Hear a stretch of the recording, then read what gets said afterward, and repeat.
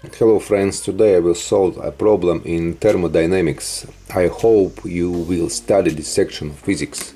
We will talking about the efficiency of the cycle in the coordinates of volume and pressure. So imagine that you have an idle gas over which a certain process is performed in the PV coordinates.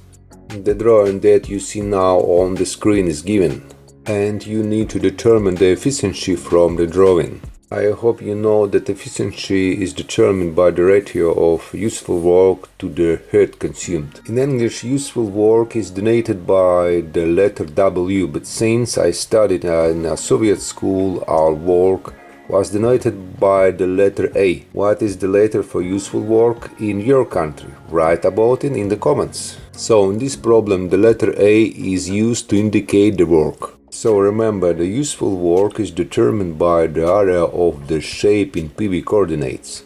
In our case, this is the area of the shaded rectangle. I hope you can easily determine the area of the rectangle. It is a little more difficult to determine the amount of heat expended. To do this, you will need to carefully look at the graph on the left, which was given in the task condition. It should be clearly understood that the amount of heat is supplied when the volume of gas increases and when the gas pressure increases.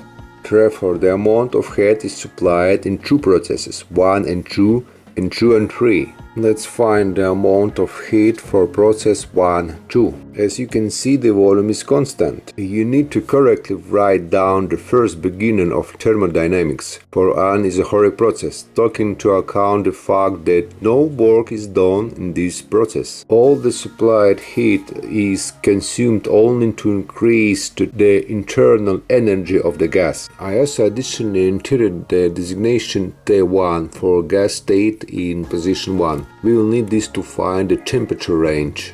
We use the Mendeleev-Clapeyron equation to express the second temperature in terms of the first. Then change in internal energy is expressed in terms of T1. Now we will again use the Mendeleev-Clapeyron equation to get rid of the temperature and the amount of matter. We will express this in terms of the coordinates P0 and V0. And we already get a change in internal energy, touch pressure and volume. We will do the sum for process 2, 3. However, with the difference that the process is no longer isochoric but isobaric, since the pressure does not change. Similarly, we should write down the first beginnings of thermodynamics but for the isobaric process. I hope you know what the first beginner of thermodynamics look like for an isobaric process. Similarly, we express the temperature T3 in terms of T1 using the Mendeleev-Clapeyron equations. And again, using the frame and Mendeleev-Clapeyron equation, we get rid of the temperature and the amount of matter. Now it remains to add up the obtained amounts of heat and substitute the results in the formula for determining the efficiency. And in the end we got this answer which you see on the screen. So friends, we have solved the problem. That's all for now. Thank you for watching. Please subscribe to my channel and push chase my notes from the link that I will leave in the description of this video. Bye bye everyone. Sincerely, Yuri Kovalenok.